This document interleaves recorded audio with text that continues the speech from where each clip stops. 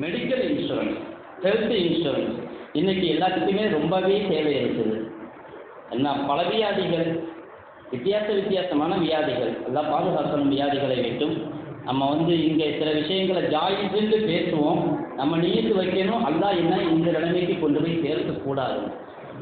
ஏன்னா நிர்பந்த நிலையில் பண்டிகை வைத்து சாப்பிடுவது ஜாயிஸு, ஆனால் அல்லாஹ் நம்மளை பாதுகாக்கணும், அந்த நிலைக்கு கொண்டு போய் சேர்க்க. அதுக்கு அல்லாஹ்விடத்தில் துவா செஞ்சு கொண்டே இருக்கணும். நம்ம ஜாயிஸுன்னு சில விஷயங்களை சொல்கிறதுனால நம்ம பரவாயில்லை அப்படிங்கிற நினைப்பு வருவதும் நமக்கு மார்க்கத்தின் மீதுல பற்று குறைவுன்னு அர்த்தமாயிடும். அதனால் நிர்பந்தத்தில் மார்க்கம் அனுமதிக்கிறது, ஆனால் ரப்பே எங்களை அந்த நிர்பந்தத்திற்கு கொண்டு போய் சேர்க்கிறார். அப்படிப்பட்ட ஒரு நிலைக்கு தள்ளிவிட வித்தியாசமான வியாதிக்கு மருத்துவ செலவும் அப்படி அல்ல, அவ்வளவு செலவாகும். இப்போ ஹெல்த் இன்சூரன்ஸ் எடுத்துக்கொள்ளலாமா எடுத்துக்கொள்ளக்கூடாதா? இதிலேயும் அதே சூதாட்டம் இருக்கத்தான் செய்யும் இல்லையா? நம்ம ஹெல்த் இன்சூரன்ஸ் இருந்தால் பணத்தை கட்டிக்கிட்டே இருப்போம். ஏதாவது பிரச்சனை வந்துச்சுன்னா அவன் சிகிச்சை செய்வான், பணம் கொடுப்பான். இல்லை ஒன்றுமே இல்லை, அல்ல நமக்கு முழுமையான ஆரோக்கியத்தை கொடுத்துட்டான்னு சொன்னால் அந்த கொடுத்த காசு எதுவுமே நமக்கு திரும்ப வராது. நம்ம காசு கட்டிக்கிட்டே இருப்போம், அது திரும்ப வராது. அப்போ நாம் கட்டின காசு அறவே திரும்ப வராது, எல்லாமே போயிடும். அல்லது அதை விட அதிகமாக கொண்டு வந்து சேர்க்கும். அதே இலக்கணம் ஹெல்த் இன்சூரன்ஸில் இருக்குது. அதனால் அதனுடைய அடிப்படையை கவனித்து அதில் சூதாட்டமும் வட்டியும் இருக்குதுங்கிறதுனால அடிப்படையாக அது கூடாது என்பது தான். ஆனாலும் கூட இப்பொழுது உள்ள சில நிலைகளை கவனித்து சமீபத்தில் ஜார்க்கண்டில் ஹஜ்ரத் அவர்கள் இதை திரும்ப சொன்னாங்க இஸ்லாமிக் ஃபிக்ஹ் அகாடமியை பற்றி. நான் ஆதாரங்களை எல்லாம் தெளிவாக சொல்வதற்கான நேரம் இல்லை. எல்லாவற்றுக்கும் ஆதாரம் இருக்கிறது. யாருக்காவது ஆதாரம் இது எங்கே இருக்குதுன்னு கேட்டால் நமக்கு கொடுக்க முடியும் இன்ஷா அல்லாஹ். ஆதாரம் இல்லாமல் எதையும் சொல்வதில்லை. இதுக்கு நான் இதை மட்டும் இங்கே ஆதாரத்தோடு சொல்ல விளைகிறேன். ஹெல்த் இன்சூரன்ஸ் அப்படிங்கிற விஷயத்தில் மட்டும் சமீபத்தில் கடந்த நவம்பர் மாதம் ஜார்க்கண்டில் ஒரு ஃபிக்ஹ் செமினார் நடக்கிறது இஸ்லாமிக் ஃபிக்ஹ் அகாடமியின் மூலமாக. இஸ்லாமிக் ஃபிக்ஹ் அகாடமி என்பது அது நாடு தழுவிய ஒரு அமைப்பு. நாட்டிலே பல உலமாக்களுக்கும் கேள்விகளை அனுப்புவார்கள். ஒவ்வொரு வருடமும் நவீன பிரச்சனைகள் தொடர்பாக அல்லாஹ்வுடைய கிருபையிலே நம்முடைய மதரசாவுக்கு அந்த கேள்விகள் வரும். அந்த கேள்விகளுக்கு பதில் எழுதி அனுப்புவார்கள்.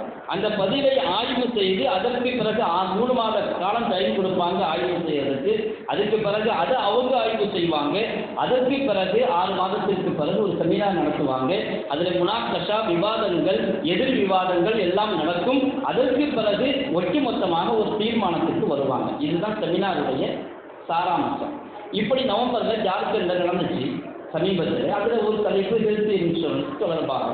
அதில் முடிவு செய்யப்பட்ட விஷயம் ஒன்று, அதனுடைய பின் விளைவுகளை கவனித்து முடிவை கவனித்து இது மார்க்கத்தில் தடை செய்யப்பட்டது தான் என்பதில் எந்த சந்தேகமும் இல்லை. வட்டியும் இருக்கிறது, சூதாட்டமும் இருக்கிறது. இரண்டாவது தீர்மானத்தில் ஒரு கம்பெனி தானே என்ன செய்து தன்னுடைய தொழிலாளர்களுக்கு ஹெல்த் இன்சூரன்ஸ் எடுக்கும். அவங்களே சம்பளத்தை பிடித்தம் செய்து கொள்கிறார்கள். பிறகு ஏதாவது வியாதி ஏற்பட்டால் அவங்களுக்கு சிகிச்சை செய்கிறாங்க என்றால் இதுவும் எடுத்துக்கொள்ளலாம். நான் சொல்றதெல்லாம் ஒரு நிர்பந்த நிலைகளிலே ஒரு கம்பெனி அதுவாக பாலிசி எடுக்கிறது. யாருக்காக? என்னுடைய கம்பெனியில் யார் தொழில் செய்கிறார்களோ அப்படிப்பட்ட தொழிலாளர்களுக்காக பாலிசி எடுக்கிறது. அவர்களுக்கு ஹெல்த் இன்சூரன்ஸ் அதுவே தானாகவே பணத்தை கொடுக்கிறது அப்படின்னு இருக்கலாம். கம்பெனி தனிசார்பாக பணம் கட்டுகிறது அல்லது இவருடைய சம்பளத்திலிருந்து பிடித்தம் செய்து கட்டுகிறது. இப்படிப்பட்ட சூழலில் நாம் அதை அனுபவிக்க வேண்டிய நிலை ஏற்பட்டால் அனுபவித்துக் கொள்ளலாம். இது இரண்டாவது தீர்மானம். ஏனென்றால் இங்கேயும் அந்த சூதாட்டத்தினுடைய பவர் குறைஞ்சிருது. ஏன்னா நம்ம எந்த பணமும் கொடுக்கல, அது அவங்களாக செய்கிற உதவி. நம்ம சம்பளத்தில் அவங்களே கட் பண்ணி கொள்கிறாங்க, நம்ம கைக்கு வரலை, நம்ம கொடுக்கல. இது ரெண்டாவது. மூன்றாவதாக உதாரணமாக நம்ம இது கம்பெனிலாம் இல்லை, ஒரு தனிநபர் இன்சூரன்ஸ் எடுக்கிறார், ஹெல்த் இன்சூரன்ஸ். இப்போ என்னன்னு சொன்னால் வேறு வழி இல்லை, எடுத்துட்டாரு. இப்போ என்ன செய்யலாம்? இந்த காலத்தில் அதை வச்சு தவிர்த்து கொள்ள முடியாத நிலை இருக்கிறது அப்படின்னு சொன்னால் அதற்கான ஒரு நிபந்தனை ஒன்று, இல்லாத சிகிச்சைக்கு பணத்தை பெறாமல் சர்வீஸ் பெறணும். சிகிச்சை அவங்க செய்யணும். நமக்கு ஏதாவது வியாதி ஏற்பட்டுச்சுன்னா அவங்க சிகிச்சையை தரணும், பணத்தை தரக்கூடாது. ஏன்னா பணத்துக்கும் சர்வீஸுக்கும் மத்தியில் வித்தியாசம் இருக்குது. பணத்தை கொடுத்து பணம் வாங்குறது வட்டி. ஆனால் 50 ரூபா பொருள் 60 ரூபாய்க்கு விற்றோம்னு சொன்னால் அது வட்டி கிடையாது. 50 ரூபா பொருள் 60 ரூபாய்க்கு தான் விற்பாங்க. ஏன்னா அவர் பிஸ்னஸ் பண்ணுறாரு, உழைக்கிறார், முயற்சி செய்கிறார். மார்க்கம் வியாபாரத்தை ஹலாலாக்கி வச்சிருக்கு. அது மாதிரி பணத்துக்கும் பொருளுக்கும் பணத்துக்கும் சர்வீஸுக்கும் மத்தியில் வித்தியாசம் இருக்குது. அப்போ அதை சர்வீஸாக எடுத்துக்கொள்ளணும், சிகிச்சை செய்யணும் அந்த நிறுவனம் நமக்கு. இரண்டாவது நிபந்தனையாக வருஷத்துக்கு ஒரு தடவையாவது ஃபுல் செக்கப் எடுக்க சொல்லணும். இதுலையும் சூதாட்டம் அடிபட்டு போயிடும்.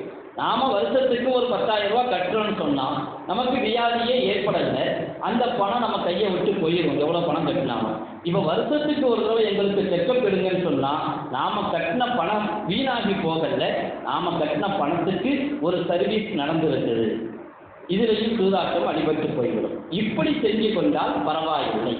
அதாவது வருஷத்துக்கு ஒரு தடவையாவது எங்களுக்கு ஃபுல் செக்கப் எடுங்க, நீங்கள் சிகிச்சையாக கொடுங்க, பணமாக கொடுக்காதீங்க. இது மூன்றாவது. நாலாவதாக இதையெல்லாம் மீறி அப்படியெல்லாம் செய்ய மாட்டாங்க, ஆனாலும் அவர் நிர்பந்தத்தில் இருக்கிறார். அவருடைய உடல்நிலை அப்படி இருக்குது, எந்த நேரத்தில் எந்த வியாதி வரும், அது எவ்வளோ பெரிய செலவை கொண்டு வரும், அந்த செலவை அவரால் தாக்கு பிடிக்க முடியாது என்கிற நிலை இருந்தால் அவரும் ஹெல்த் இன்சூரன்ஸ் பாலிசி எடுத்துக்கொள்ளலாம் என்கிற ஒரு தீர்மானத்தையும் கொடுத்திருக்கிறாங்க. நான் சொன்னது போன்று இதை விட்டும் தவிர்ந்து, இந்த நாலாவது இருக்குது, இதை விட்டும் தவிர்ந்து கொள்வது அல்லாஹ்விடத்தில் துஆ செய்ய வேண்டும். அல்லாஹ் எங்களுக்கு அப்படியான வியாதியை கொடுத்து விடாது. காலத்திலே காலம் முழுவதும் ஆரோக்கியத்தை அல்லாஹ்விடத்திலே கேட்க வேண்டுமே தவிர வியாதியை கொடு, அதுக்கு நான் இன்சூரன்ஸை பயன்படுத்திக் கொள்கிறேன் அப்படி நினைக்கவே எந்த காலத்திலையும் கூடாது. ஆரோக்கியத்துக்காக அல்லாஹ் துஆ செய்யணும். இந்த நாலாவது நிபந்தனை தீர்மானம் இருக்கிறது.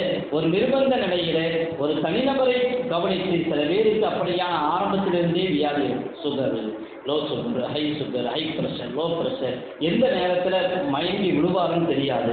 அப்படிப்பட்ட பல பிரச்சனைகள் இருக்கலாம். அவருடைய செலவினங்கள், மருத்துவ காப்பீடு அரசாங்கம் அதை எடுத்துக்கொள்ள முன்வரவும் செய்யாது. இப்போ உயிரை காத்துக்கொள்றதுக்கு இது மாதிரியாக செஞ்சு கொள்ளலாம் சொல்லியிருக்கிறாங்க. ஆனாலும் இப்படிப்பட்ட நிலையை விட்டும் ரப்பல் ஆலமீன் நம்மை பாதுகாக்க வேண்டும் என்பதில் எல்லா நேரத்திலையும் துஆ செய்ய வேண்டும்.